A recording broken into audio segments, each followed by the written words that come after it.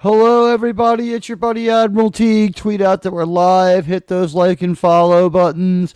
Turn on those notification bells. And let's talk about Landman episode 8. We're getting down to the brass tacks here. And I guess we could just say it was a great episode. Goodbye, everybody. That's the whole review. Have a great night. No, actually, a few things did happen, but this was a low event episode. I would say that stakes maintaining was really the name of the game here. It was enjoyable, but we basically are in a slight holding pattern where we're just going to keep trying to drive home that, like, yeah, we've got to come up with this money. Yeah, this is a big deal. Yeah, Demi Moore is going to be in a lot of trouble if this money doesn't pan out. And what we're finding out is, you know what? Maybe Monty wasn't as responsible as we thought, or maybe Demi Moore didn't not know what she was signing when she signed like 60 different things that said she could put her in jail, which they brought back tonight. Tonight they bought it back. They're like, oh, but no matter how bad things go for Cammy, she gets 300 mil in a trust fund that can't be touched, which I don't know. If I start a trust fund and then I become a serial killer, maybe people can take that. Like, I don't know how airtight her trust fund made from stolen money might be. We did finally get a reason why the insurance company was willing to make a deal with Monty that was so bad. They might have been in on some improper stuff too. And we also found out what Monty did with all that money. Finally, for sure, it's been nailed down for the third time. We've said it 3 times. It's now true. He was able to get the money in one big glut because they didn't have a lot of faith in the offshore oil drilling that was having problems before the hurricane hit it, and they didn't tell anybody about that. The hurricane erased their responsibility to have to tell anyone about it. With the hurricane damage payoff money, which was only just so owed because it was a blowout and not the hurricane that messed everything up anyway, and no one found out about the blowout on the offshore oil well. What happened is Monty used the $400 million to somehow, he was able to take the money, put it into long-term annuities that are going to come back, and they have the money. And with whatever money he got for forking that over, he used that to get the patch producing again. So he has income as of now. They've retubed a lot of these wells. They're producing again. He's covering some costs. He hasn't missed payroll like Cooper. And they've just bought Cooper's assets, which are 6 heavily producing wells.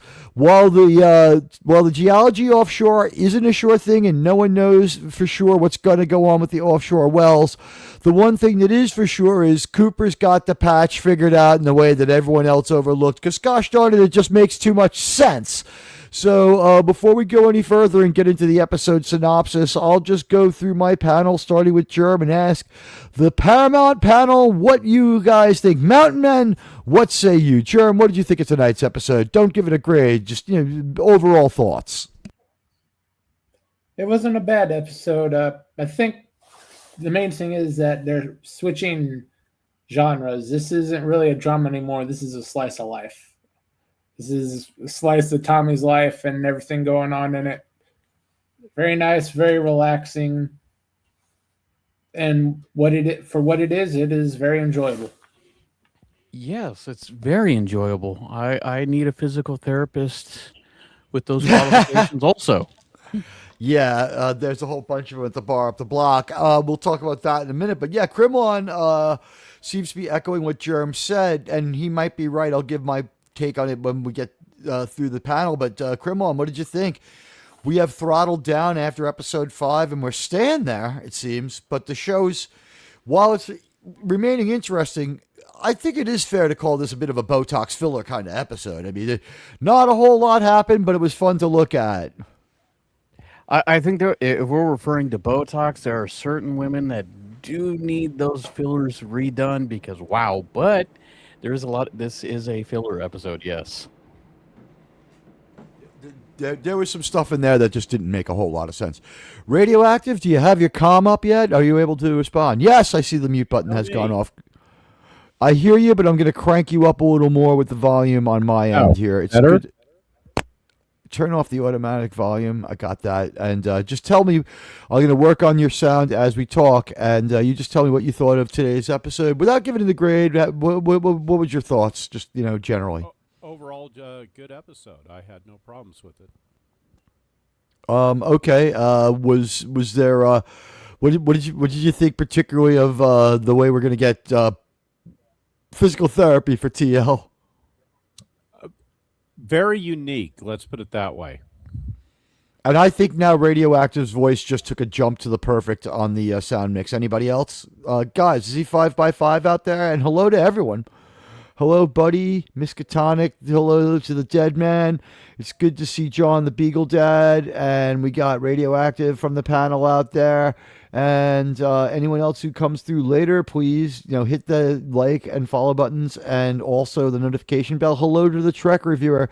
I'm preaching to the choir here. I know that you guys have your notification bells on, but maybe some of the people who come through later. This is a show that sometimes we do take. We get very much into the plot, but we try to, serve the audience as well. And also on Saturdays, you can come and have a conversation with us about Star Trek, where the chat's pretty included. We had a great conversation yesterday.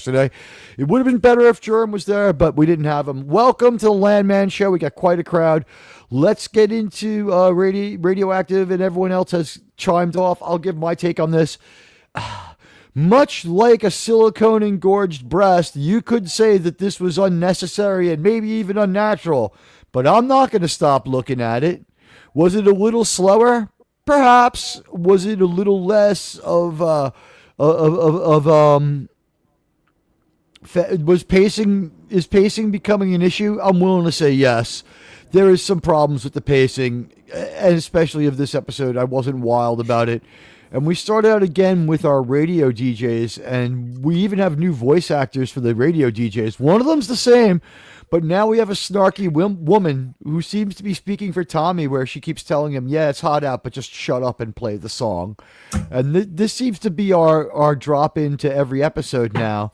And then we get Dale and Tommy having a conversation that a lot of the conversations and knowledge in this show comes off of the placemats at truck stops. I keep saying it because it's true. Tommy and Nathan and Neil have a conversation about the Battle of Bunker Hill and George Washington's level of participation, which was nil. And then Nathan goes on, like, literally it's a fourth grade history lesson about how it was actually fought on Breeds Hill and the Americans were tactically defeated, but it showed that we were willing to fight them. And that's when Tommy cuts him off and tells him, shut up, no one cares. Obviously we won something. Let's just move on. Where's Dad? And, he's outside by the pool. And that's when we find out that TL has fallen into the pool without getting too hurt. Thank God. God knows how this happened. He made it over to the steps, and he's just sitting there, and he's depressed about life, and his hip and his knee are too messed up for him to get out of there. And I'm trying to look at this and say, is this supposed to be rebirth? Is this supposed to mean something other than old man fell into the pool? Is this father and son reconsecrating their bond?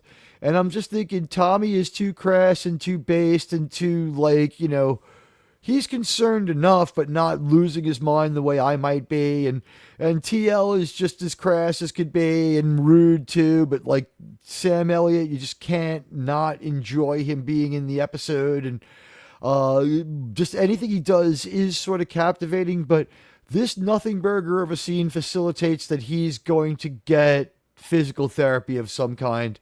Anybody find any deeper symbolism in this or want to just comment on the scene? Aside from the fact that Sam was powerful, I don't know what to say. Sam was powerful here. I think he's Even psychic. though he fell in,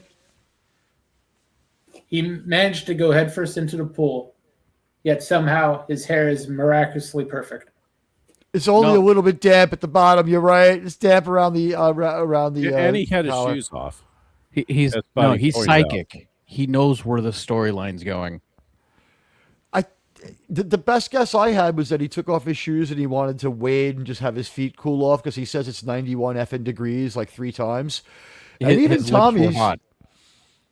yeah, even Tommy's not afraid of the dreaded wet sock that everyone hates. When you get your sock wet and it's just like, oh, it's going to be a rotten few hours till this dries out enough to not notice it anymore. And he's not even that concerned. He like takes off his boots because they're not meant to deal with water. They're Texas desert boots. But he kind of wades in there and has a little talk with TL and pulls him out. And he's like, Dad, I'm sorry you're depressed. Best thing we could do is, Dad, thinking about your life, you had about 3 good days of like wild sex with my mother before it all turned to shit for the rest of your life. I don't know exactly what we're going to do here about this, but you know what? This ain't going to work. All right, Dad, let's get you out of the pool. And they have a little moment and they hug. It's kind of nice. And I don't know if the show is doing active damage control ever since after episode 2, where it got like everybody opened up on it as the female characters are too mean and no one in this show has any humanity. Since then, both of his children have told him that even though he's a dick, he's kind of a good enough dad. And his father's been like, even though you're a dick, you're a good enough son. It's weird what we've been trying to keep Ainsley out of this. Ainsley's storyline seems to have been involved the self-deletion and the truck. So we just brought her back and we film her. When we see Michelle Randolph, she's out of frame alone a lot of the time, just responding to things that anyone could say or not say. She seems to be at the center of the botched storyline. I'll let Jerem have the first go at that one because his theory is the botched Michelle Randolph storyline, and I just happen to agree. Yeah, we're well past any type of rewrites for it. We could call her back and have her nod her head and say things that are in the episode like, Mom and Dad are in love but fight a lot. Like that was her one profound line last week. Yeah, but everything's coming together the way it should. I think they actively tried to dial down the drama and go more for the just call them slice of life stuff to just ride through the second season, and the real heavy stuff will be in season 3.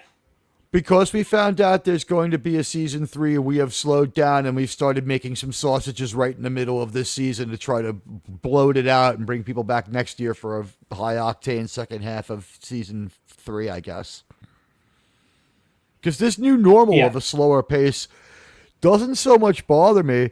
I agree with my friend Vex Electronica that they're cranking out filler. I just don't think it's the worst filler. I think that unfortunately, we do have to accept some filler in today's television.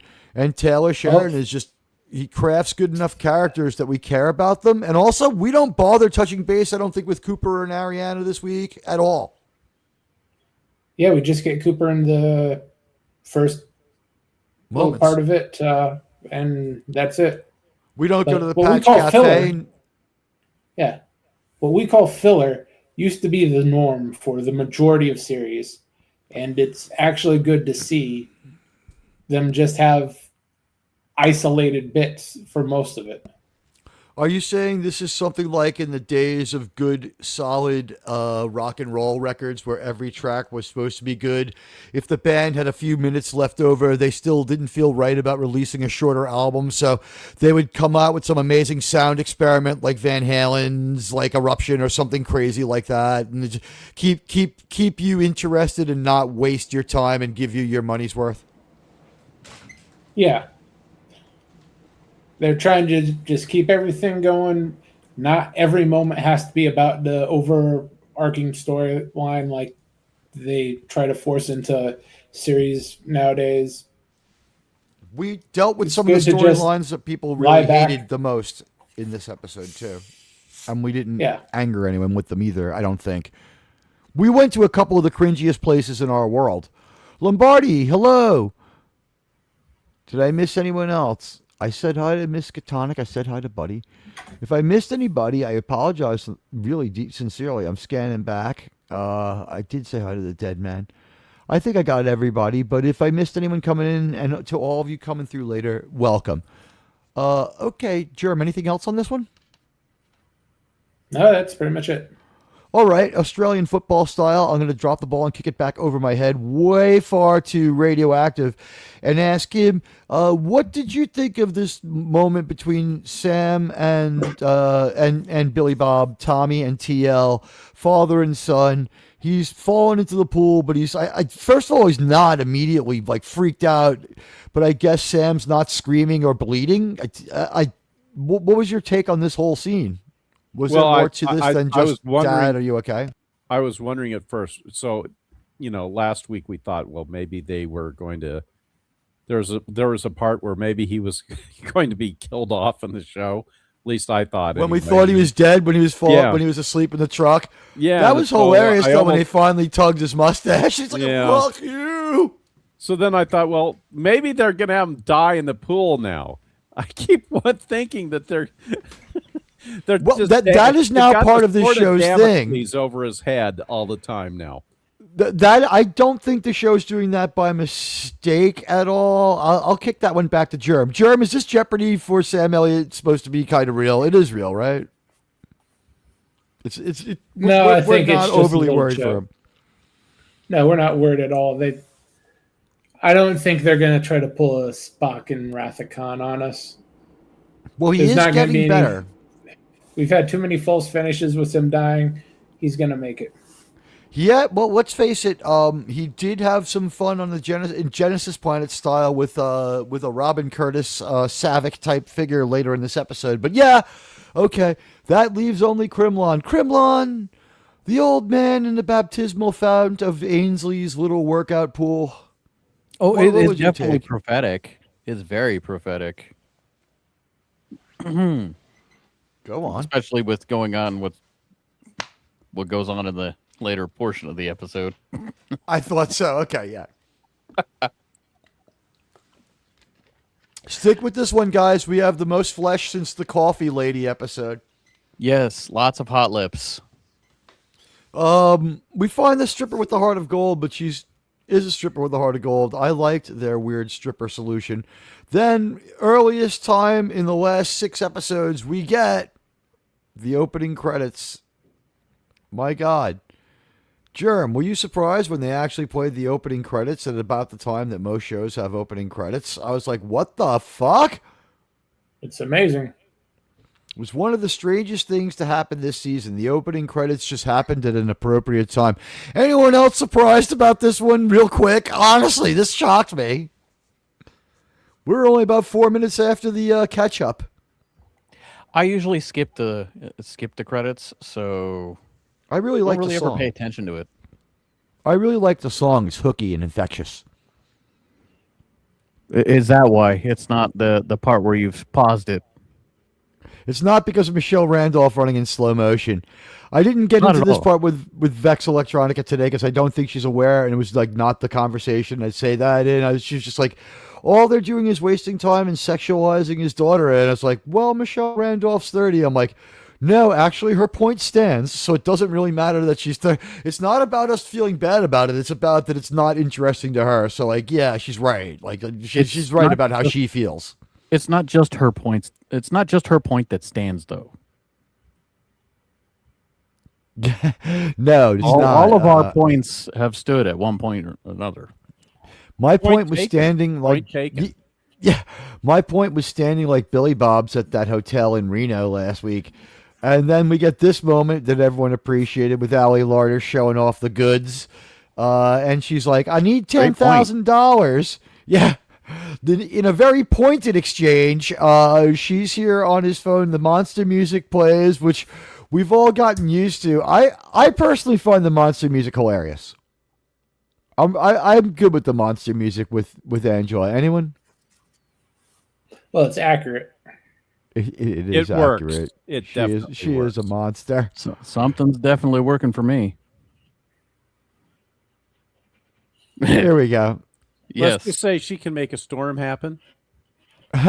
She could make your life hard. Definitely blown through. Going something on here. I'm Guys, Allie Larder, don't feel bad if your girlfriend doesn't look like this. And ladies, you don't have to feel bad either because honestly, Allie Larder has been fairly successful at acting because she was genetically gifted. And all she has done is worked very hard on one, not getting into trouble by saying a bunch of stupid fucking shit.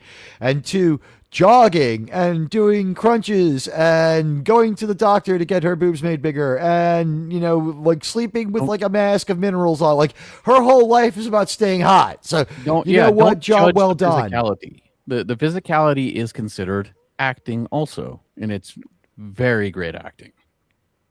She provides us with a character who looks exact. You know what? In a Disney production, this would be Wanda Sykes. And they would tell us it was sexy. It would be like Lizzo or Wanda Sykes. Am I right? More the Lizzo variety, I think. Yeah. Well, With Wanda She's Sykes is Lizzo old with and a great. les- She's Yes. Lizzo with a great surgeon. What are we Yes. saying? That like Wanda Sykes is slightly doable and Lizzo is just a little too gross? I mean, I'm not sure where we're going with this one, but okay. Well, off of crushability. Yeah, she looks good. I'm The just going by the crush names, factor not the alone. actual person behind them. So sure, I'll just agree here. What we're saying, Teague, is that Lizzo has a lot of gravitas. Yes, She and a has couple less than she moons. used Yeah. to, but she did. She does still have a lot of gravitas, but less than she. I understand, like a few lifeboats fell off that Titanic. Jupiter of a can human being. lose 500 Earth, and it's still horribly bone crushing. Still got a couple moons though. This is a good idea from Buddy as far as a prediction. I could see that kind of curve coming at us because Sam is expensive and he is old, and I don't know if he's going to. Season 3 is like 2 years away. You know what I mean? That's how this works. So we just don't know. But she wants 10 grand. It's for her volunteering at the old folks home. At this point, everyone starts to preemptively cringe that she's going back to the old folks home, a place where her character has only ever gotten into trouble. But first, Tommy's going to go to the booby bar. I want a point calculator on the screen. Why? We need to calculate how many times yeah, points yeah. go on in this episode. And Uh, Arstead. Yeah, hey, RR. Is RR here? I do not see him in the comments. All right, listen. This stripper is hired outright with a fistful of hundreds. They work out the details, when she's going to come by and when she's going to do what. She's not going to be a hooker for him, but she's going to take care of TL. Here's the deal. TL needs physical therapy. Tommy has this weird talk with her that's more for us than for her, but it does work and it's not weird or forced. He's like, so you're a stripper. She's like, no, I just like to come in here and count money, which I thought was a pretty good line. And he's like, so you got to keep in shape. I bet you're in the gym a lot. And again, she just kind of looks at him. She's like, yeah, it kind of helps if I look good dancing naked, like is basically her answer. And he's like, I got a proposition for you. And she's like, security. And he's like, no, it's not like that. So they hold off. And he's like, look, my dad is 82 years old, and he's like an ornery piece of crap. He's mean as a snake, but he got hurt a bunch of times out in the oil field. He wants to die. Last week, he pissed right on a rattlesnake. He married the meanest woman in the world, and he's like miserable for that. You're like the only stripper we've ever met with kind eyes. How about you come over to the house a couple of times a week for a couple of hours and just do anything to get him moving around and make him anything but miserable? Because the one thing I can't stand is him staring out over the backyard fence, being depressed about my dead mother, who was an asshole for all but like 1 year of this man's miserable existence. About right? Anybody want to react to the scene where we pick up Hot Lips the stripper? Well, I will just say that who knew that Margaret Houlihan's granddaughter would be in this show? Who knew? Loretta Swit III doing a great job here acting. First thing She I want to say definitely is has she's kind eyes.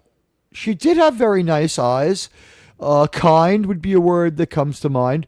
They got the Starbucks label out of frame and changed a little bit, and it's not the Starbucks cup because they didn't pay. They were like, "You want? Well, we filmed an episode with your cup in it. Will you give us money?" They're like, "No," and they're like, "All right, CGI out that logo." But whatever. That's she works at Rick's Cabaret Dance Club where chicks dance naked in Midland, Texas, or somewhere near it. She is fit as hell. Her body is great. She doesn't have a lot of augmentation going on. There's something pretty natural about her. And she doesn't look like Ainsley, but he's going to think she looks like Dorothy, I'm pretty sure, once TL meets her. And Tommy's plan here is You, exotic dancer, will go to my dad's house, and this scene goes on for a while. You will go to my rent house where a bunch of weird people live, and you know what? Just be nice to my dad. Here's a shitload of money. Here's a picture of him. He's the nice old man in the middle with the great full head of hair. And like I said, this stripper is pretty, and she's in good shape. This is, I would say, a decent buy for him, as far as his weird strategy to get his dad to do any exercise at all is the only strategy that will ever get him to do any exercise at all.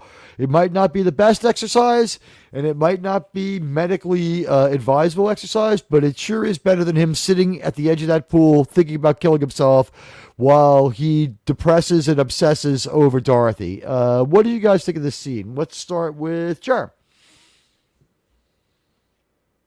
Hey, whatever exercise you want to do with her is A-okay. Yeah, I would like to exercise with her. I really would.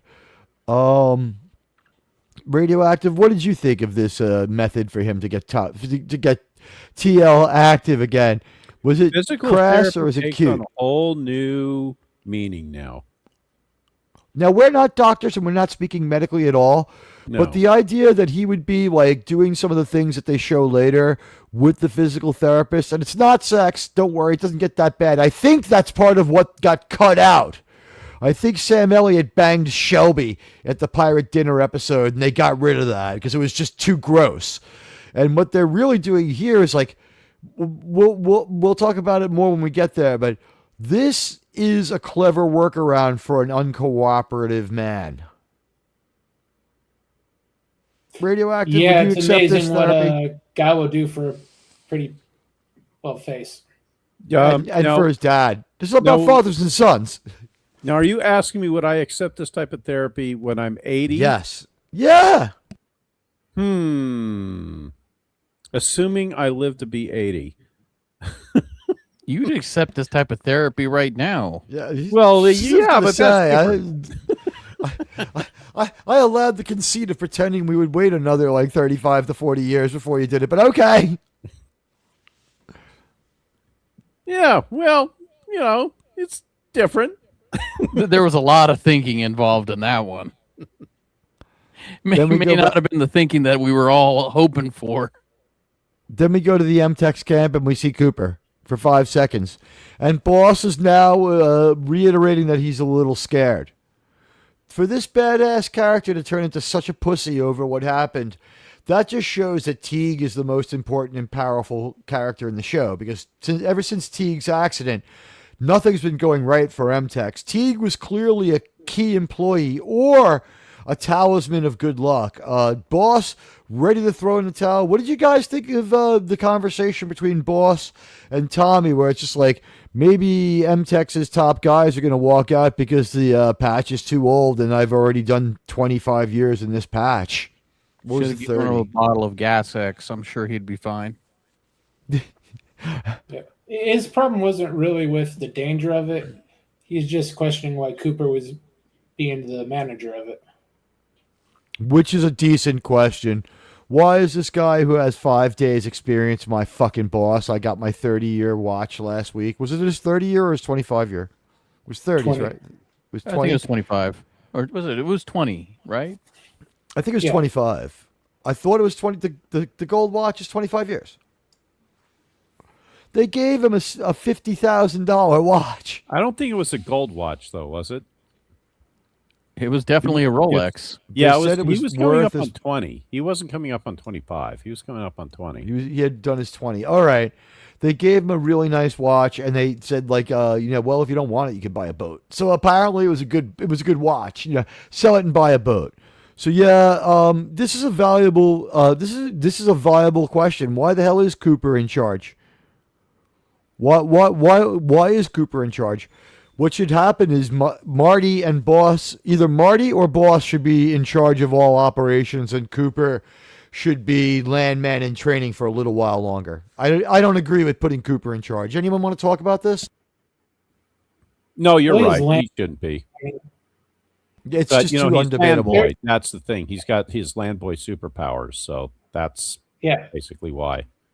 He's Sure. more of Tommy's little bitch than anything else. Little bitch and little snitch. I know Boss is the snitch. It's the only way to keep people from killing Cooper for banging one of their friends' wives 5 weeks after he dies.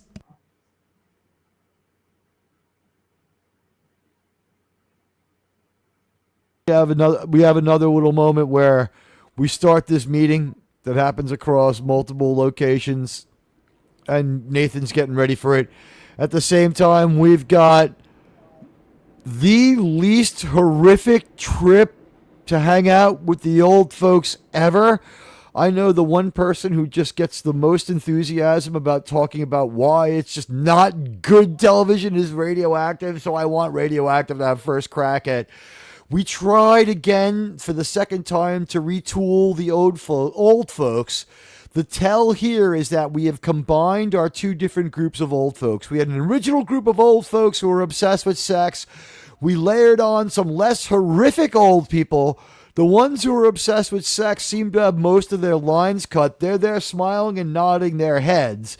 They have been reestablished as there, but the ones who are doing most of the talking now are some new old folks who they have less horrific ideas. They like to gamble.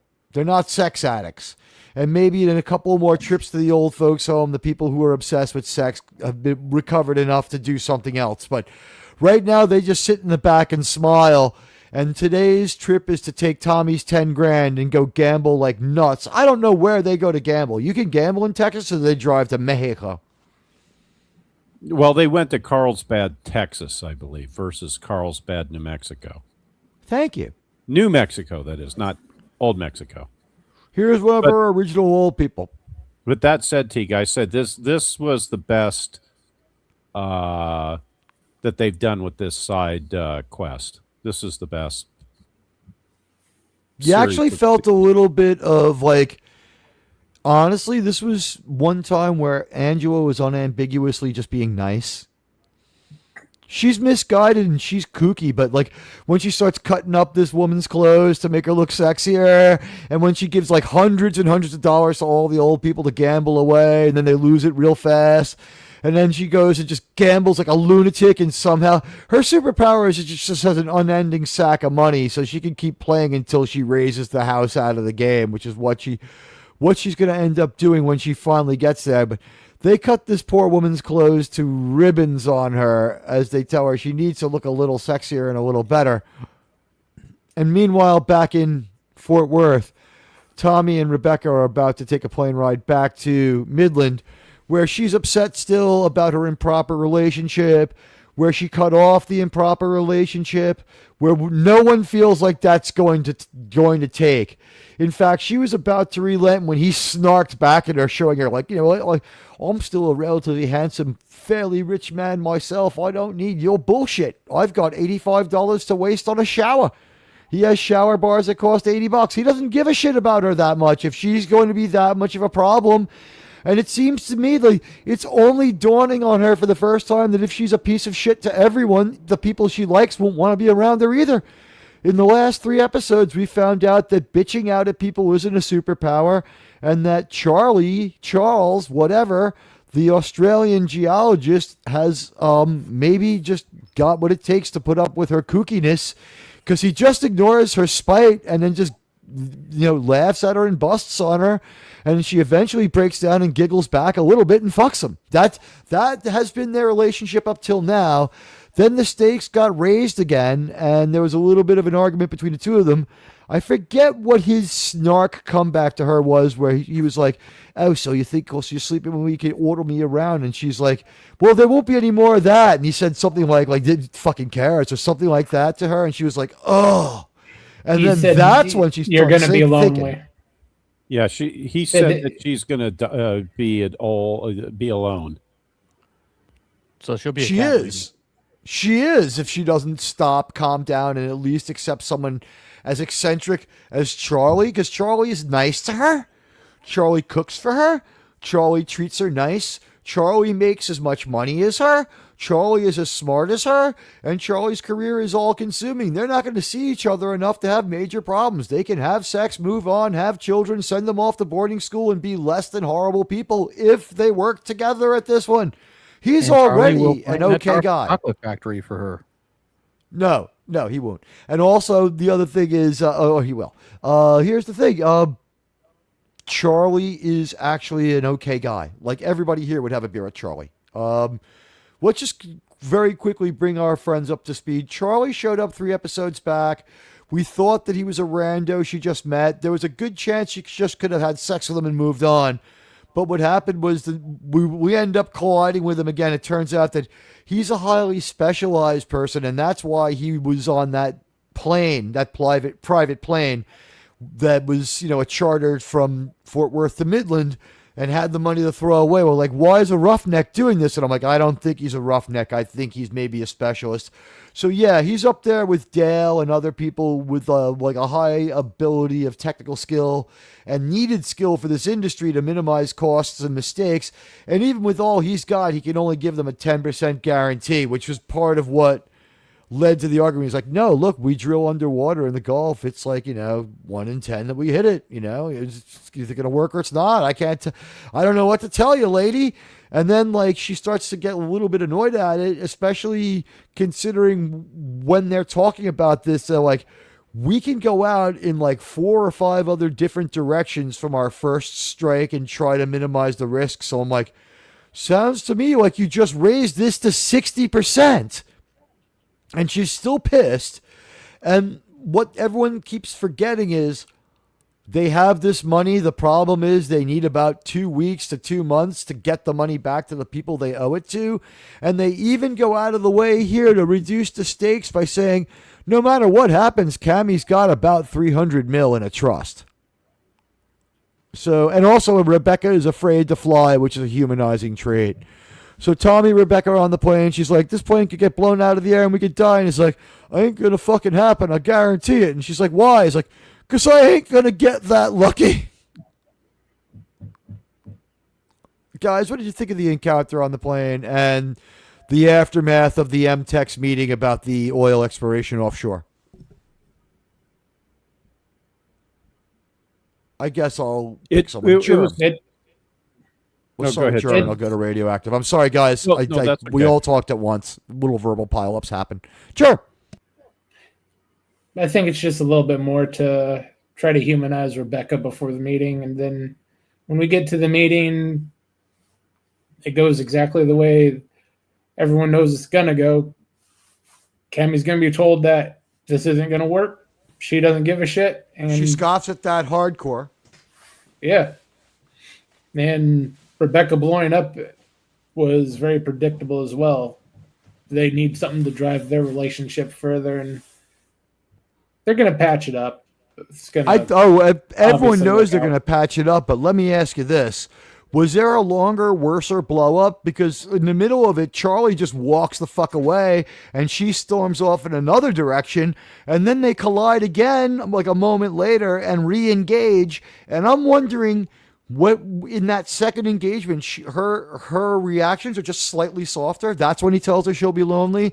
She calms down just a little bit and has an emotional effect from it. I'm wondering if she didn't just blow him away and walk out of there, and maybe it dawned on her in 2 episodes later, that she should have been nice. I don't know. That seemed to be added on or damage control. What do you think, Jerm? No. It was designed to try to emphasize the moment when he told her that she's going to be alone. That breaks her.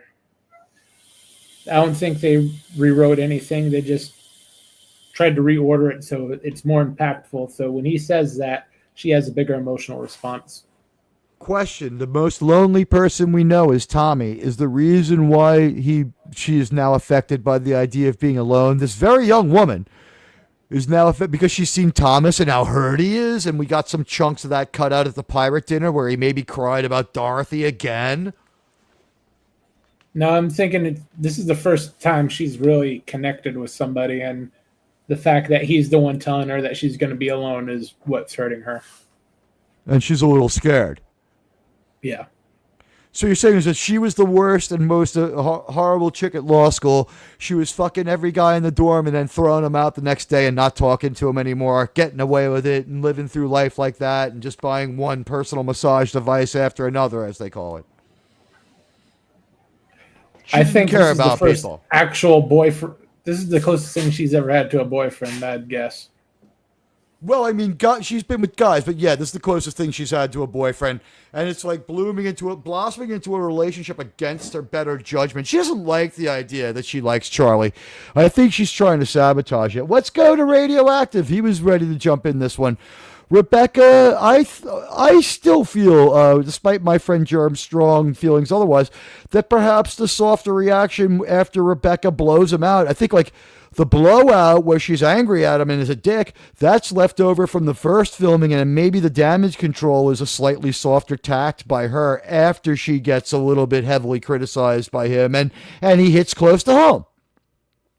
Well, I'm not sure if there was what editing hijinks they may have done, but Scene she storms out of the, storms out. He's like he's done with her and he leaves the room, or she's done with him and she leaves the room, and he's just a moment later in the lobby while she's like, I don't know, validating her parking, and he's just like, you'll go be very lonely, bitch.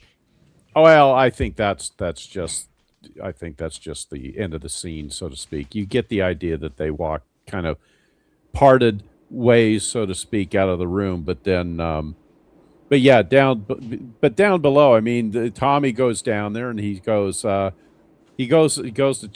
Charles in charge and tells him, we're going to have a word about what you said in that meeting, and then and then he goes over to Rebecca and then says, why so sad? Why so serious? Why so serious? And you know how I got these scars? Too much plastic surgery? Would that be Demi Moore's excuse? We know how Demi got those scars, and we know that hollandaise sauce in the corner of her mouth is something that you should let her wipe off. Krimlon, what was your thoughts on the exchange between Charlie and Rebecca? I think she's a little upset that Charlie isn't creating her chocolate factory. I mean, yeah, I think he's got the golden ticket.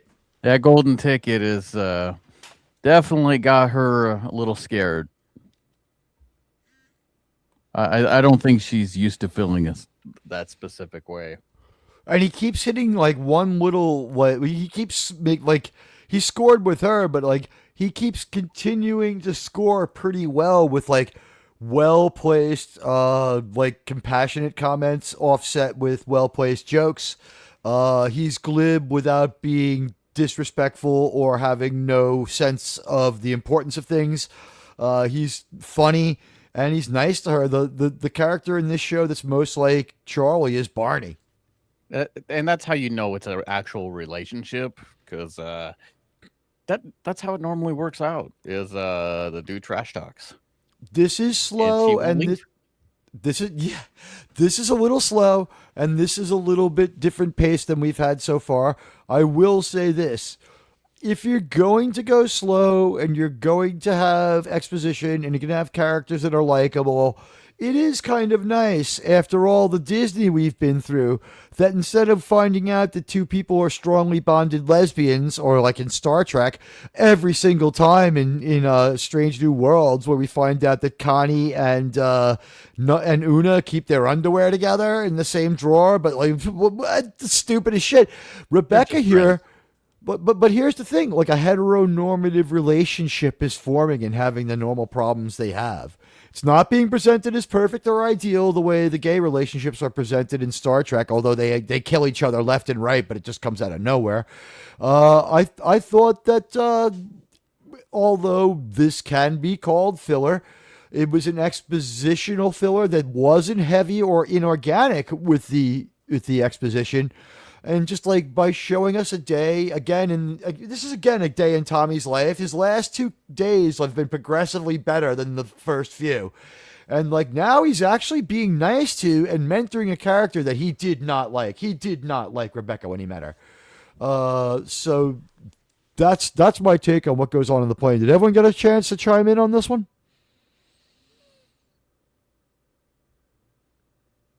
All right, I'll take that as a yes, and we'll move on to our next moment, We are at the casino.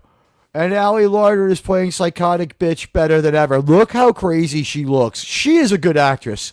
Tell me she doesn't look cruel and crazy here. Anyone? Oh, she's Not definitely so cruel much or crazy. cruel. She's crazy, but she looks that's really the way crazy. you look in a casino. When you have that much cash, you always look at crazy in a casino. Because she just keeps doubling down on the roulette and doesn't give a fuck. So you have to be crazy to do that. She's about to spend. She's ready to spend the whole 10 grand too, trying to win this. Trying to win money at this casino.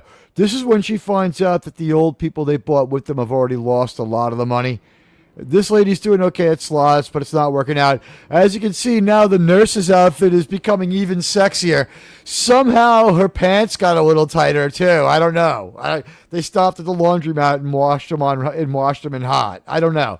But now she kind of no longer looks like a medical worker like she did when they started. They have given her let's face it, money doesn't buy class. These people gave her a white trash makeover. She's got sliced up clothes, all right? Just showing that you don't have to be white to be white trash. But they go into the casino. They lose some money. This guy is one of our newer old people. He's less fucked up than the other old people. He's supposed to be 90. He's like 60. I mean, this guy is not 90. But he is a pretty good actor, and he pulls it off. This guy got pushed back to Korean War veteran, according to his hat, so he got older. He has had no lines since we dropped They're All Obsessed with Sex thing. Has anyone else noticed that? He's in back, like he would be if he was in other scenes, but all the heavy lifting by the old people was new old people. Anyone notice that? Well, we don't really get any lines from the old people. The really old guy says one thing. You're right, though. Ed Ainsley and Angela do almost all the talking. A couple of affirmations, a couple of wows, a couple of that's great, but nothing big. It's almost as though this scene had a different character and was reshot, and we see the people who were in it originally when we can, when they're not talking. And we got back who we could get back, and we replaced some of the old people to make it look a little less ridiculous. That's my guess on this one. What happens is, Well, they are old, so nature may have taken its course with some of them. true. So Angela wants to play roulette. Krimlon, you were just gambling. You tell me about like how insane it is to play roulette and how insane what she did is. I think it's pretty insane, but you would know better than me. So go ahead and tell people. All of gambling is just insane, but yeah. This seems to me to be a particularly extra insane and highly riggable way to fucking gamble. Well, she just bet on black every single time? I'm saying the house Yeah. has a chance to rig this. Yeah, she bet on black about seven what- times it's in a row. 50-50 chance, so it's either going to be red or black. Well, And this I is guess how a it little gets out less of likely control. with the green. That's true. A 50-50 bet's pretty good. It doesn't pay off that good. She's No. doing something weird that we don't hear about, like teasing up the odds. She throws $100 down on red, was it? And On black. on black. So she loses. She doubles down. She loses. She doubles down. She loses. She doubles down. She loses. She doubles down. She wins. I think she listened to Will Smith. Not Will Smith. Close enough, but Wesley Snipes. Wesley Snipes a little too much for that one. Yeah. If In she her stopped little listening- run up to there, she bet $12,700 in the space of 2 minutes. Yeah, and she won back. Her 90. take back was at the end. It was 90, but wasn't that after she went to the craps table, or did she have No, that 90 would when be she no, walked that would over? Craps table. Right, she That's has almost before. 100 grand. She starts out with 10,000, and she just didn't give a fuck. She was willing to lose it all, showing that if you don't care, you can beat the house if you're ridiculously rich. This is not a And sustainable gambling. This is not a sustainable or recommended gambling strategy. Gambling is not recommended. It's all sustainably bad. It's great if you're the house. Although I will say this, being the house, not all it's cracked up to be. I would just ask you guys here, is anyone happy that our president failed as a casino owner? Because otherwise, no president. Oh my gosh! Official Rob Doherty. Thank you, Rob Doherty. Just found you. Just finished episode. Insane. The house odds, even on black and red, aren't 50-50. Don't forget the house numbers are 0 and 00. Thank you, That's Rob correct. Doherty. I'm sorry I was a minute late on catching your chat. Welcome aboard. Welcome to my channel. And if you didn't know this already, when we do Landman, we give everybody a chance to watch over on Germ's channel. It helps my friend out. He's building up ours. We're going to get him monetized because he is a great YouTuber with some great ideas. And we give you a chance to watch the episode. Then we come over here and we watch it. But if you have the episode, it's every Sunday night at 8 p.m. Eastern Standard Time. And it usually takes about 90 minutes, which I would say we're right on schedule for because we're about halfway through this episode and about halfway through our show. So thank you so much, Rob Doherty, and thank you for the $5 super chat. It's very generous of you. I love the caduceus. If you're an EMT, thank you, sir. You do the work of the Lord. Without people like you, we couldn't get through day-to-day life without extreme fear. So thank you, sir. Sir! Thank you very much. And I know that there's someone here who wants to thank you very much for what you did. Sir, would you like to tell people what you think of this $5 super chat? Sir, that was so controversial. Sir. Thank you very much. I really appreciate it. That's nice of you. And we'll just say, don't forget the house numbers are 0 and 00. Germ, you're supposed to be my gambling expert. You're banned from like 5 gambling legal states for your exploits, and you can't tell me this? I also did say that, despite there being the 2 green, I mean, really didn't look at there being 0 and 00 there, but. So it really depends on the wheel. 52-48. Germ, would you say 52-48? Oh, the wheels aren't standard? They have wheels without the 0 or the 00. Some wheels now have 000 on it, Teague. And some wheels have fortune. Yeah, there you go. I know that, Vanna White, as mother of my love child, understands this wheel of fortune you speak of. And you know what, Angela, she is able to overcome house odds and everything by simply having so much stinking money. And as you see her here, she's like actually looking kind of happy as she's kind of living life to the fullest, gambling other people's money. And she like after 7 losses in a row, when she finally wins, she's like, yeah, it's 90 grand, up yours. And they're just like, whoa, crazy woman just throwing money around. And then by the end of the episode, we find out that her run doesn't end. Germ, you're the expert again on this. Is her run believable? If you had that kind of lucre and didn't care, she's a multi-millionaire's wife. If you have that type of money banked up, yeah, it's definitely capable, especially on roulette and on craps. Because she pushed the odds. She had so much money, she could push the odds and double down so much that eventually her color is going to come up and she's going to win. There's just no way. She's going to keep playing till she wins, and she has infinite money, so there's no losing. Yeah, you always get on a hot streak. But also, she was on a totally cold streak. Yes. Yeah, you Vegas has 000 now at MGM Property. By the way, this is very unfair that MGM Properties, who are owned by Amazon, would do this, or is MGM Films the only ones that went to Amazon? MGM Films only went to Amazon. I cannot verify this because I did not go into the MGM hotel yesterday. But there's more than one MGM. Well, you're thinking MGM Grand, but New York, Luxor, Mandalay Bay. Although I did go by the Trump Hotel yesterday. Parks, MGM, Bellagio is MGM. Yeah, there's a bunch of them. Aria. Vidara, they're all MGM. Okay. Very quickly, again thank you, Rob Doherty, for being a paramedic.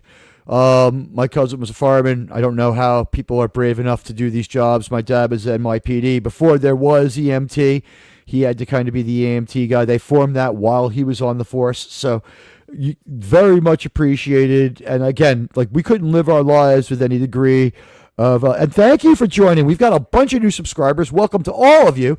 And I hope if you like Star Trek, man, we've got a Star Trek show for you on Saturday nights if you like that kind of thing. We found out that all the Star Trek people are loving Landman, and the Landman people could take or leave Star Trek. Star Trek has not been hot enough in a long time, but we might be able to remedy that and unify all subs. I am a man divided between Star Trek and Taylor Sheridan, but you know what? We try to do the best possible job on both. Thank you. I'm ready for the Academy, aren't you? Apparently, Sean and I are going to watch it and give our reaction to it. You mean Hogwarts? The Hogwarts, yes. So we see. I'm so ready for. I don't want to watch it, but Kirk and Thor. Teenagers in space. And Mikey Sparklepuff. They're not in space. They're in freaking Frisco, which is just, maybe the worst place to leave your kid. Maybe they beamed away all the homeless people by now. Anyway, Michelle Randolph and the daycare worker, they have a great little talk. We see, I don't know if it's Dallas Fort Worth or if this is Carlsbad where they're gambling, but, Texas, the sprawling, beautiful state of Texas. Oh, it's Fort Worth. And then Demi Moore just acts like a weirdo fucking psychopath. As you can see, she just blew a seal, so to speak, and there is some hollandaise sauce or something in the corner of her mouth. I thought it was a makeup mistake for a while. And then this guy's like, oh, pretty lady, you've got some weird spooge on your mouth. Let me wipe that off for you. And she's like, go fuck yourself, you piece of shit. Fuck you. How dare you touch me? You see this? This means I'm taken. And she holds up like her enormous diamond ring that's like the size of 4 tennis balls strapped together. And then she goes back to her little place to regroup, it's so weird. Her clubhouse and happy place is the ladies' room at the club where other younger women call her a piece of shit. But that's where she's happiest. And she goes here and she has one of her meltdown get it together moments that we've seen a couple of times in this show. I felt like we had been here before and didn't need this scene. However, it didn't destroy the episode. Guys, jump ball. Who wants to talk about this, if anyone? I think it needed to happen. I think the scene actually did need to happen because it's showing that she's losing her mind. Oh, I don't think so. She had a panic attack. That's all.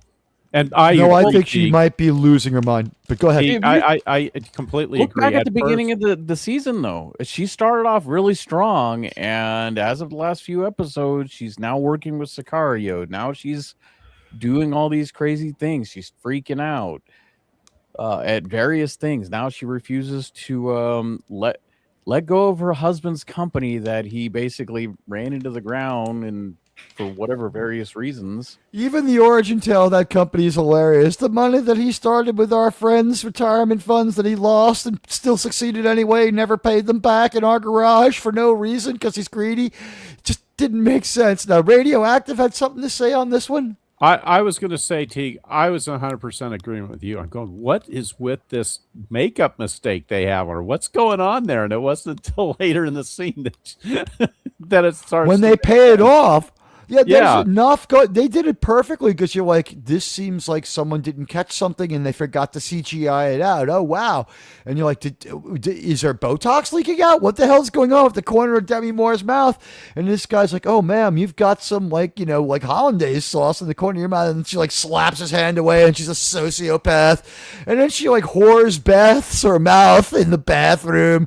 And is this the same bathroom where we saw her like have to endure the younger women calling her like an old cow? I think Demi Moore's character is just being her character. That's all. I think she's doing it a little more than she was. I think she was given added screen time to make up for a drop storyline now.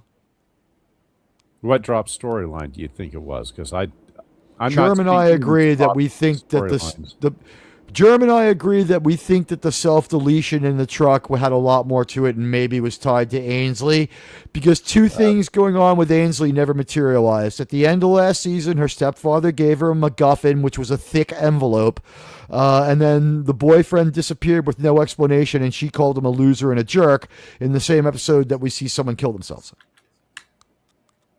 I'll go back and watch that, but I really don't think that. I think that was just a rando event that They spend pushed so story much time on the specifics of it when he's talking to the sheriff, though. You might be right, but ever since then, like, there's been a lot of sliced up scenes, especially the ones with Sam. And then there was a lot of scenes with Michelle Randolph where she's in the scene, doesn't speak, and then in isolation, where no one else can be seen, in what might be the set, she delivers something observational that doesn't need to be part of the story. Like last week, she only said one line, like Cooper smells like hot dogs, and then like at the end of the episode, she's like, "Mom and Dad fight like teenagers. They still love each other like teenagers," and that was the only thing she said. Also, didn't need to be said. It's like they're just putting her in there to keep her in the show, and Gerb's pretty strong on this one. Germ has a specific theory, but the thing he's strongest about is that they botched an Ainsley storyline. Hypothesis B would be they botched a Sam Elliott storyline. Hypothesis C is they botched a combination of both. Germ, you want to give me some backup here on the Sam Elliott or Ainsley storyline tied back to the pickup truck and all that botched shit? I believe the Ainsley storyline they dropped, but as far as Sam Elliott goes, I think they're right on track with what they planned. I never thought they were going to go anything between him and Shelby. That never really made sense. They just We've had done Shelby a few in there things on to this show have- that don't make sense, though. Yeah, And that But it episode, really more than doesn't any other matter. episode, made no sense. That was the weirdest episode yet. That was weirder than this episode. no, I didn't see anything wrong with it. All right. Well, I mean, that brings us to the end of Cammie's little breakdown in her bathroom. And we're still in Fort Worth, and we go to her office, and her, Tommy, and Rebecca have a little talk, and Charlie is fairly confident that, like this 10%, I mean, 10%'s low, but it's not like it's 8%. It might even be 15%. It's 10% is like a solid, like, hey man, try finding 1 in 10 odds somewhere else. It's not, you won't get them in craps. I'm pretty sure that your original guy's idea that this is the edge of a larger field is correct. And if we just move a little bit, our chance of hitting oil is a little higher than the usual 10%. A little higher. And I'd just like to ask, is this like a modern look now, having the mullet? Is the mullet back, or is it the idea that Charlie's from another culture? He has a mullet because he's Australian, and also he's not the best groomed guy in the world because he lives out in the middle of the desert, even though, despite his beautiful beard and stuff like that. Maybe he's just like, he's got some nice work clothes, but he's basically a really super smart roughneck. Anyone? It's just how Australians look. He's got a typical Australian look. I've seen the mullet kind of slowly make a comeback the last year or two. This is a mistake, ladies and gentlemen. Do not grow back a mullet. But yeah, I mean, it's due. So this is where Rebecca and Demi Moore once again quadruples down on how much she doesn't care about the risk.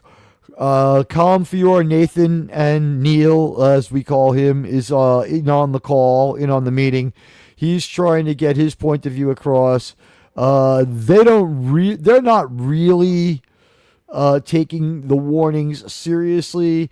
Cammie's just gonna do this. She's ride or die on this one, and he's like, I'm pretty good and I'm pretty confident, but 10%'s 10%, and he's here's where you are. Here's where I think it is. I think the seismology looks good. I think it all looks. I'm pretty sure this is gas, but I'm still saying 90% likely it is. It's not. Maybe a little lower, but this is not a great idea. Or we wouldn't do it. It wouldn't pay off like it does if it was. And of course, Landman is again urging caution, and Cammy shoots him down. Charlie's sure. Rebecca's a little annoyed, and then this is when the meeting starts to get progressively tenser as Nathan, showing he's good for nothing but being a killjoy. Does anyone else think that Nathan has not covered his job here of being a good corporate lawyer? Actually, he's done perfectly for a corporate lawyer. There's supposed to be worst case scenario, everything goes wrong, death of the party. The thing is, he was not read in on his contract. He got bushwhacked by the other people, and he doesn't come out on top in any real important way. I don't think he's really trying to. He's just there to be as negative as possible. It's what a good lawyer does. I think he got bushwhacked. I also think that his priorities were out of place. If you want to say that he's good at protecting things, he's protecting himself. As you said last week, he set Rebecca up to take the fall for the for the money. And this is where she starts getting a little upset. She has her moment with Charlie. Tempers fly as we go over the information. And, basically, they just keep asking him, how can we get this above 10%? And he's like, it's not going to happen. And then the modern technology is mentioned, and we can all do the math. If it starts out at 10%, but then they can go 4 different directions, am I crazy, or are they now at 50% overall? Right? Every try is 10% according to their odds. Every try is 10%, so it never gets above 10%. What you're saying is if they do everything, 10% is their ceiling. Yeah. Okay, thank you. So as the meeting wraps up, this is where he tells her she's always going to be lonely. Then we have another conversation between Demi Moore and Tommy where he's just like, come on, trust me. And she's like, no, I'm still going to do this crazy thing. And, whatever. He's like, I care about you because he was my best buddy and I feel bad. So we're just going to let it go.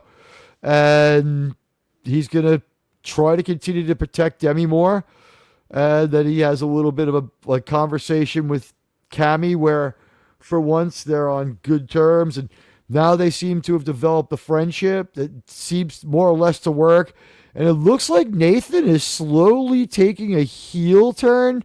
Does anyone else think Nathan might be starting to become a bit of a dick? I think he's been that way the entire time. Well, he's just a lawyer. He's, it's Neil. It's Neil. He's got It's two his sides of job his to be a personality. dick. And he's good at it. All right. It's his job to be a dick. Have you ever known a lawyer not to be a killjoy? When my lawyer tub thumped my wife's lawyer like a professional wrestler and then basically did the legal version of breaking a chair across his face, I knew him. I thought he was the greatest human being who ever lived, humiliating the fuck out of that guy. Yeah, but before that, he's telling you, don't go to the hookers, don't spend all your money.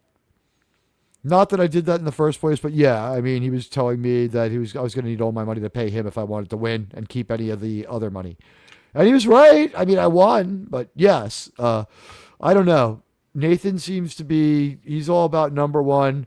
And then we kind of refocus on this from the beginning of the episode, physical therapy time.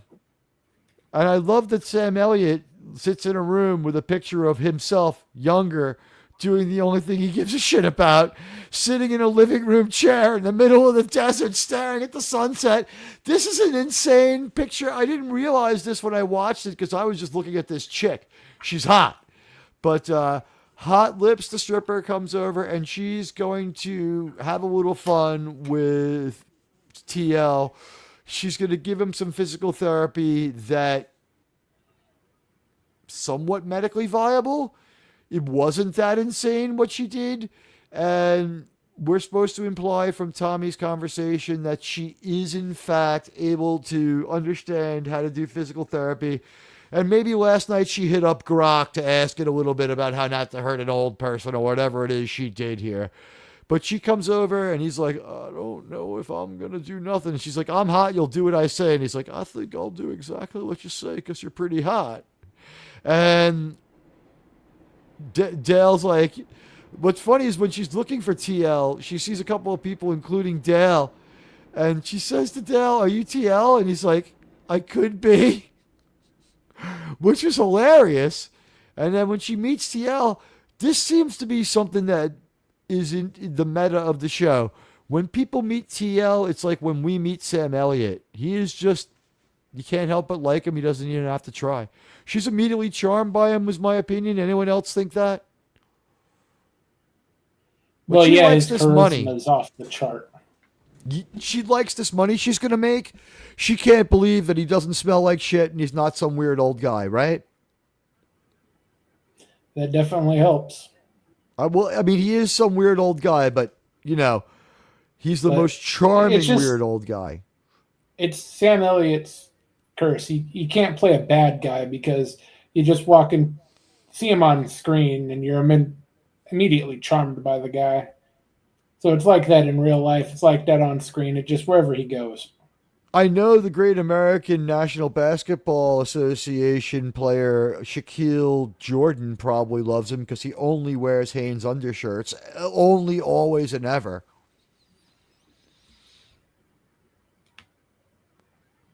And yes, I did get that wrong on purpose the other day for the Tachyon Pulse. And I thought it was funny, so it's okay. Germ, were you thinking that I was actually clueless on that one, or did you realize it was a bit? I can never tell when it comes to you in sports. Or politics? I've learned never underestimate the lack of information of a New Yorker. Here's the thing. I don't have any bad information from watching biased media, but that's a different story. I just have fragments. And I put them together as I will. For instance, I understand that there's a high chance that we will achieve independence from England soon. I'm a little behind on the news. Anyway, we go back to El Galino's place. We're going to hang out with him a little more. And all we do here is restate the stakes. We didn't have to do it, but these actors have chemistry. It's pretty okay. And we say the same thing again, don't we? She ain't got the money. Yeah, let's let her off the hook. No, I'm not letting her off the hook. She ain't got the money. And then finally, like the other shoe that's been hanging in the air unsaid, they admit it, they drop it. And Galino, Andy Garcia goes, can we calm down? She's got far more than $250 million sitting around in a trust. If all of this blows back on her, she's going to have that. She retires at what is supposed to be like 55. She's supposed to be younger than Demi Moore. And, you know, she'll be fine. She could move to like Europe. She could move to New York. She could stay here in Midland. She could go on a perpetual vacation. She could go on a 2-year cruise. She's never going to want for money. Just the interest off the other money will keep her running around spending money. Doesn't matter. And he's like, well, won't your boss be mad? And he's like, sir, it doesn't matter. Nobody cares. And to this point, I thought he was his own boss, so I don't know who he's responsible to. But this conversation, while enjoyable and well acted, anybody here think that maybe it was just another unnecessary restatement of what we already knew? And we only found this out 2 weeks ago, and we restated it last week deeply firmly in a shouting contest. It's just to emphasize the point that no matter how this goes, he's good, Cammy's good. The only one who's really fucked is Tommy. Or Allie Larder. I mean, if you really want to upset Tommy, you kidnap Cooper or Angela or Ainsley, and you're like, you know what? I'm going to, slowly drop them into an industrial soda bottle shredder. Why? He doesn't really hate Tommy. He just, you fucked with me. I'm going to make it so that the only one who can really lose here is you. He really did come out of this with I don't need to kill you to feel good about this. I want to hurt you. I've hurt you and I'm going to go on hurting you. I leave you as you left me, as you left my meth inside of a dead company, buried alive. I mean, he's got con energy, doesn't he? He'll leave any of the physical violence to Tommy's wife. That is It's true. just enough that he ruins Tommy. He's okay with that. One of the weirdest things about this is like he obviously knows Angela is dangerous as shit because his take on this one is like Andy Garcia is just like you don't worry about it, man. Like I've got my risk taken care of. Like you said, the only one who's really got anything to worry about is you. And he's like, look, man, if you want to go out to dinner and have our wives bullshit, that's fine with me. And I'm like, if I loved my wife, I wouldn't let her anywhere near this man who might try to fuck or kill her. Or both. But you got to understand, he doesn't really hate Tommy. It's all just business to him.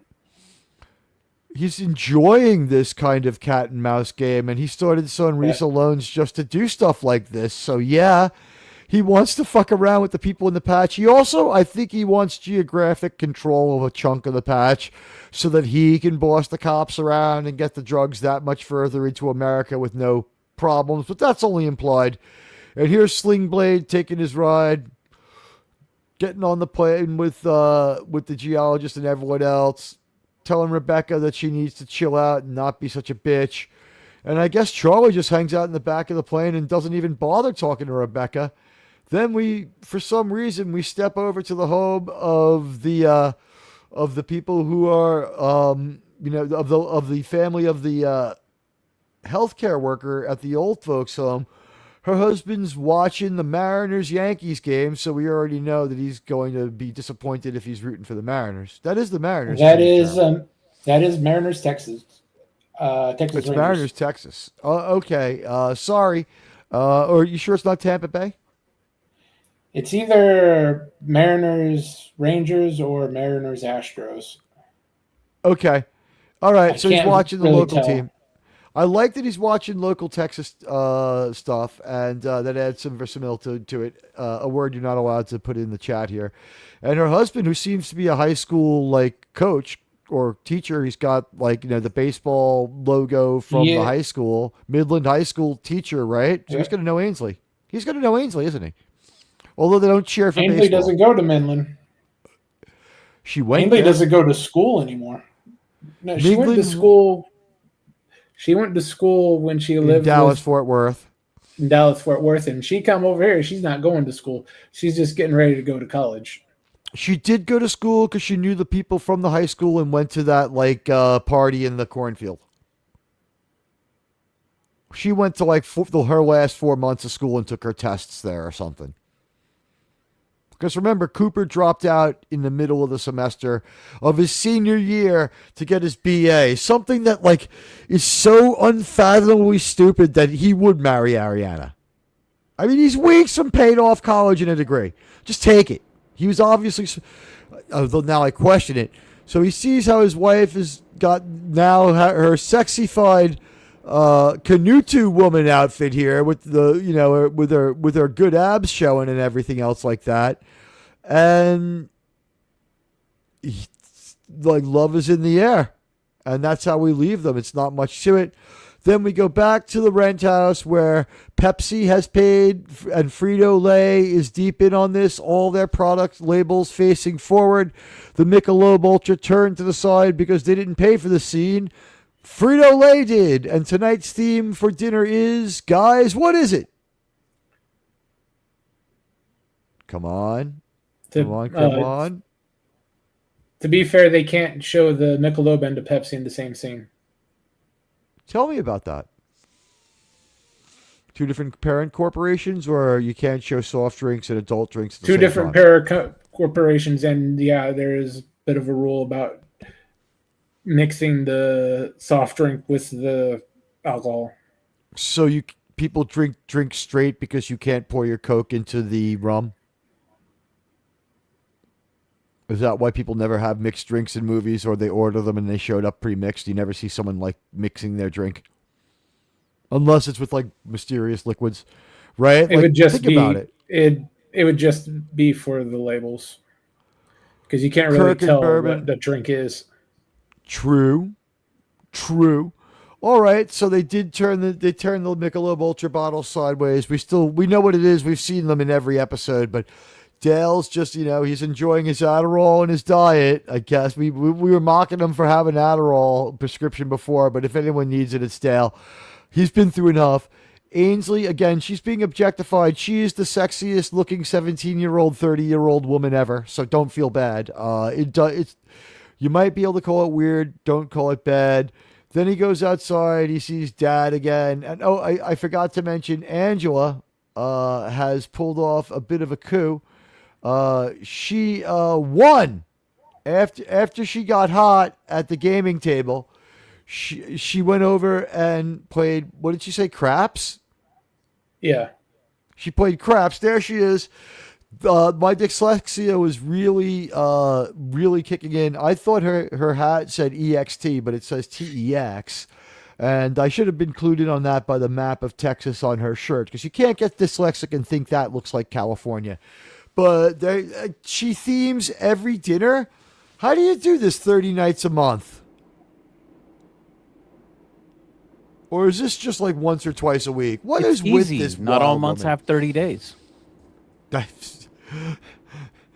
What is dinner like on Martin Luther King Day? I don't even want to know. But she's, won. How much money did she win? She had 90,000 after her wild run at It the was roulette over table. 360,000 is what they So said.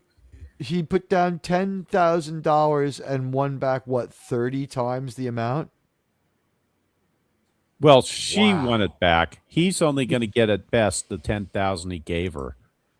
He's going to get back 2,000 of that. She's pre-spent most of those winnings. Although I'll say this, if he tells her hold on to that and use that at the old folks home, she's good for like 5 visits. And this is where we basically wind it down. Well, she has the cash there. It's there in a nice little pile. She wanted to show it off. She's got it in the back of her Bentley. All right, so as we end this episode eating hot dogs and other baseball-related food, we can see that everybody's actually having a relatively good time. And what went through my mind watching this was, all right, these are the worst people in the world eating dinner together at the end of the episode, as opposed to a show that is on the network that he is leaving. And I believe that this might be a homage / shot / real life look at, and I don't know why Dale is wearing gloves to eat dinner, but he is. He's wearing batting gloves to eat dinner. I guess that's a part of the joke. He's wearing batting gloves, but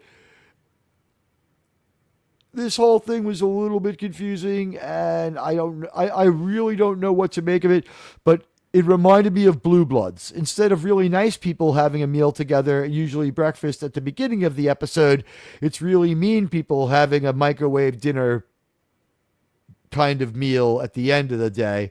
And no one here except Dale is all that good of a person. Did anyone think that maybe they were trolling Blue Bloods a little bit?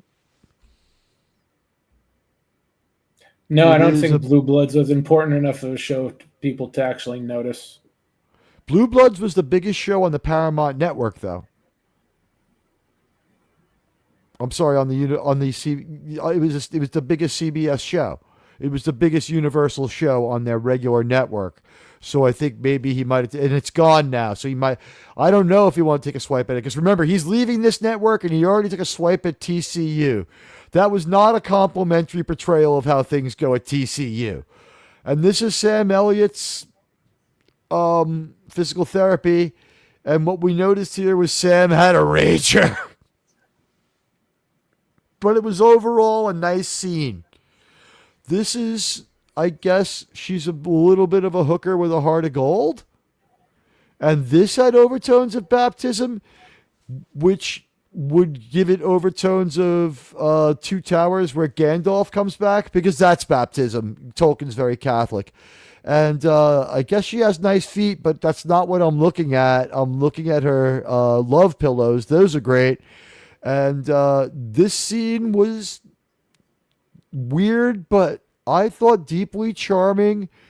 And it seems like he's getting some kind of maternal motherness out of this sexualized woman rather than anything sexy. It's just he's like past the point of like needing he needs like 4 Viagras to even like read Playboy with any sort of enjoyment. But this is something that's seems to be very fulfilling and very healing to him. And this is where we leave off the episode. Guys, thoughts on Hot Lips and TL in the pool in a scene with 2 very profane and weird characters being very sweet and touching? This is Taylor Sheridan doing his best stuff here after an episode that could be called filler. Anyone? Well, aquatherapy can be very good for the joints, and having those particular flotation devices there to keep you up is just a bonus. You're talking about his rager as far as keeping him up, but yeah, it's implied that she knows a little bit about physical therapy and is not ignorant of it. She knows how to stay in shape and how to stretch and everything else. Yeah. She watched a YouTube video on aquatherapy. I figured out Taylor Sheridan's future with this, just like Yellowstone and doing the spinoff of U.S. Marshals. We're gonna have a spinoff called Hot Lips. I don't think U.S. Marshals is him, but it is a Yellowstone spinoff. Not every Yellowstone spinoff is his. The characters were divided up between the feuding writers. I don't know who does the Madison. I don't know who does U.S. Marshals, and I don't know who does 6666, but they're all coming down the pike, and we'll find out whose is whose. The Yellowstone show ended because the people were fighting over rights and cuts of the episode, because one writer's characters, mainly Taylor Sheridan's, were starting to take over the whole show. So there it is.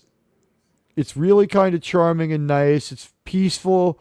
These aren't the kind of people that you would think would have a touching moment. But as you can see here, like, she does not look hard or cold or evil or cash-oriented we get the impression that she's off the clock. She has a little extra time and she's just staying because he's a nice enough old.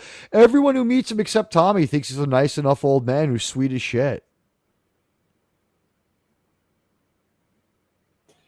Yeah, his extra charisma points bought him another hour of treatment. Radioactive, what did you think of this scene? I'm beginning to wonder if they're setting her up for a role in season 3 with the retirement home.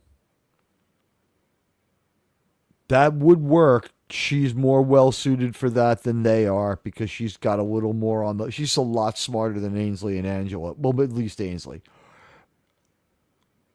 Good thought. Krimlon, what were your thoughts on this? I thought it was shockingly touching. My thoughts were pillow party. She's hot. Yes, pillow party. She's wearing her water bra in the water, but I mean, okay. I like swimming. That's the other thing. Yeah. It's not exactly the pool scene from Family Vacation from Vacation, but National Lampoon's Vacation. But it is fun, and it's a cute way to end off our episode. Jaws. Just her eyes are up here, Sam. And he's wearing his jeans in the pool, and I'm telling you, when the camera pulled back, Sam Elliott had a fucking rager. Guys, am I right? And way to go, Sam. He's got a fucking horse cock down really there. Looking at Sam. You know what? I watched this 3 times today. I had a chance to look at some other stuff than her. I had seen her enough to like take in the fact. I was like, oh my God, Sam. But okay, I mean, I guess that's why, women love him. That's his extra charisma right there. And Is that why they named him Gandalf the Grey? Well, he's not Gandalf the Hey, so yeah. He's a wizard, Harry. You're a mercenary. All right, so here we end off, and it's 91 degrees, and he's being, I hope I'm in this good a shape when I'm 81 years old. I think that's still Sam because I think we pull right up. But that's it. That's our latest episode of Landman. It was definitely strange in the sense that since the mid-season of this show, we have had a new slower tone, but the intensity has more or less stayed on. We did not go on a bunch of useless side quests. I was glad for Minimal Cooper. I did not miss Ariana. I did not need to go to the Patch Bar again. It's a cool place, but we've been there over and over and over. Expanding our world and getting some new characters at this point, because there is going to be a season 3, it needed to happen. Demi Moore is on a kamikaze course for self-financial immolation, but I will let my panel sum up the episode. Now is the time in the Landman show when we give our grades and try to get it done in under 2 hours, which I think we're in very good shape for, sirs and madams. And hit those like and follows if you haven't. Radioactive, first word goes to you. What did you think of this week's episode of Landman? Episode 8. Handsome touched me. Overall, good episode. I mean, the past couple episodes have been slower paced, but they're fleshing out the characters. That's what this is. It's just more character development. A fair take. I don't know if I even disagree with that. I'd say it's a very fair take. Then we go to Krimlon in episode 8 of season 2. Handsome touched me. Something I wouldn't know anything about unless we're talking about touching myself. What did you think of this episode? Newer, slower Landman. There was a lot of strong points in this episode. Yes, yes, a pointed conversation. Many times. Very pointed conversation. It's still definitely a filler. It is totally a filler, although let me ask you a question, and everyone else can voice their opinion on this if they want. Is filler part of the game with these streaming shows? We're going to have to accept one filler. Is the filler insultingly bad? If they're filling it with something like Hot Lips, yeah, there's nothing wrong. This was okay filler. It might be better for guys who like hot chicks than women. This show might be for men. I don't know. This might be more for men. Nowadays, it still can go both ways. That is true. Sure. We enjoyed this episode together, and I think you had already watched it. What was your opinion? Again, a lot of Sam in this one. I know that that's always a strong point for you. Is it filler? Is it good filler? Are you insulted by it? Are you excited for next week? Well, yeah, it is filler, but it's good filler. And I think it's something we need more of in these streaming shows. You can't have everything heavy on the overarching storyline. It just leaves too many gaps. But yeah, a lot of Sam, which is always good. He's the most talented actor on the show. And I'm liking the new slower pace.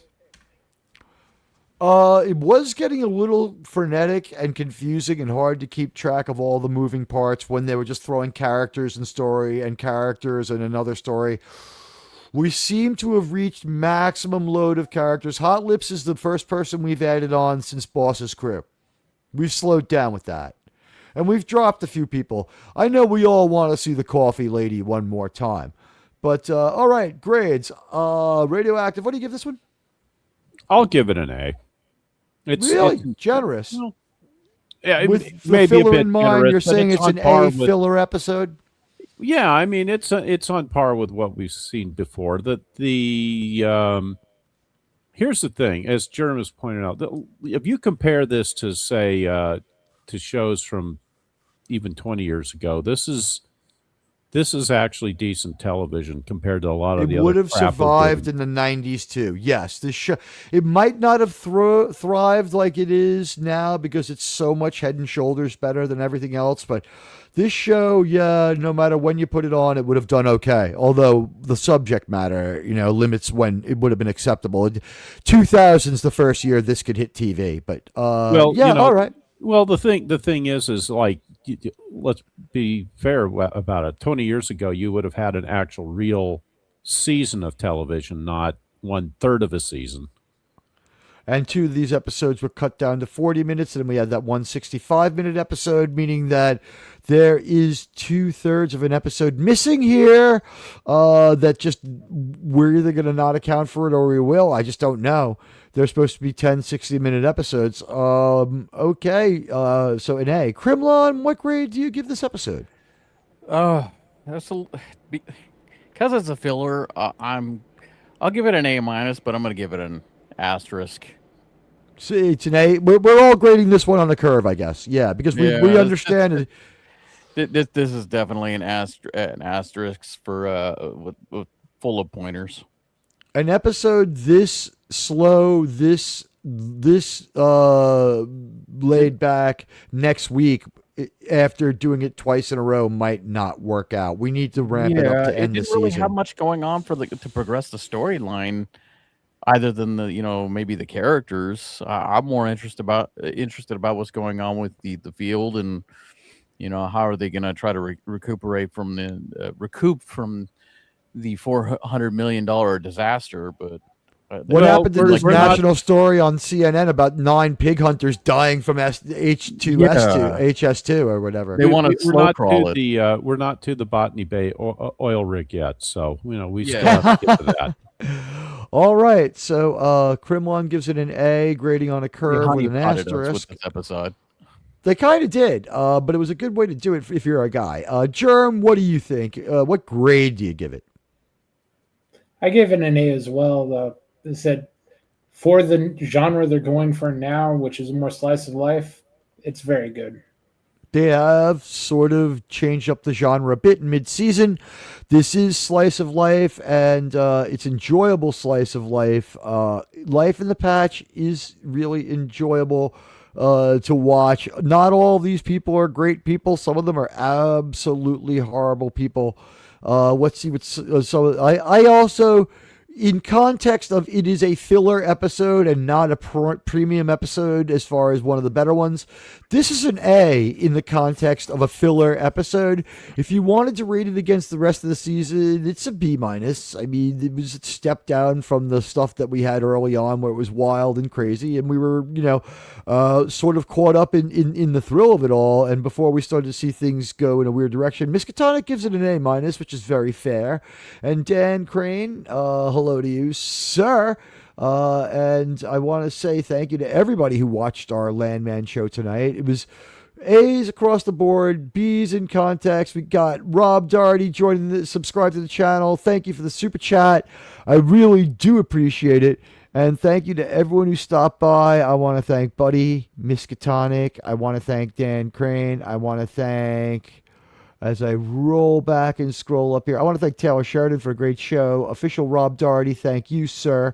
I want to thank my panel, the Trek reviewer. I want to thank the Trek reviewer for being here. I want to thank everyone who's going to come through later. Thank you, Lombardi69, John the Beagle Dad. Thank both of you for being here so much. The Dead Man, I believe I said it, but I will say it again. It does not matter.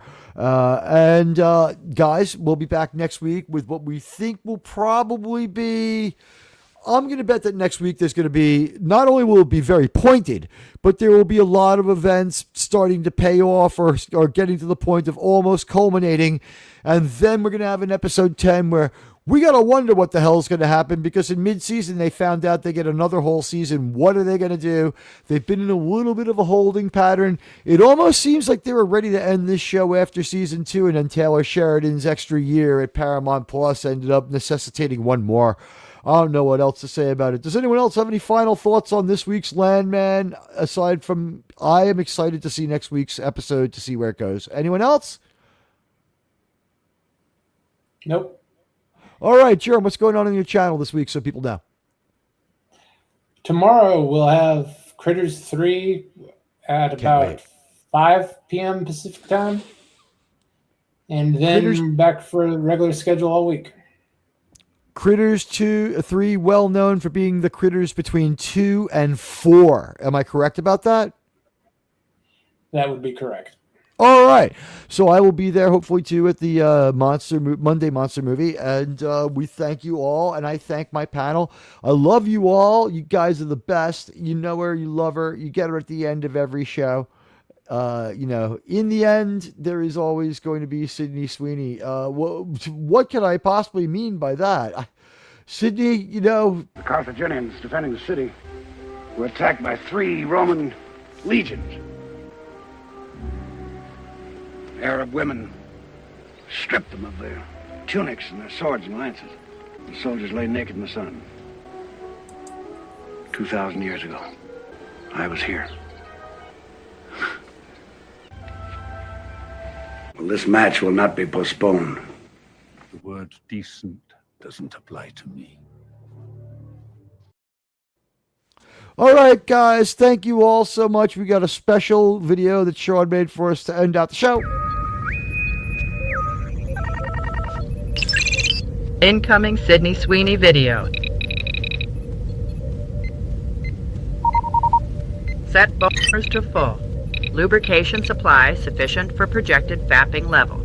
Paper towels to standby. Turbo lift door secured and locked. Wives and girlfriend interruption probability at 12%. You may commence masturbatory actions at any time.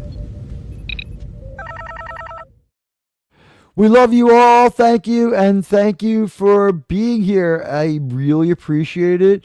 And thank you for the super chat to our new sub, official Rob Doherty. We'll see you guys next time. Here she is. It's Sydney Sweeney dancing the dance of Salome for you.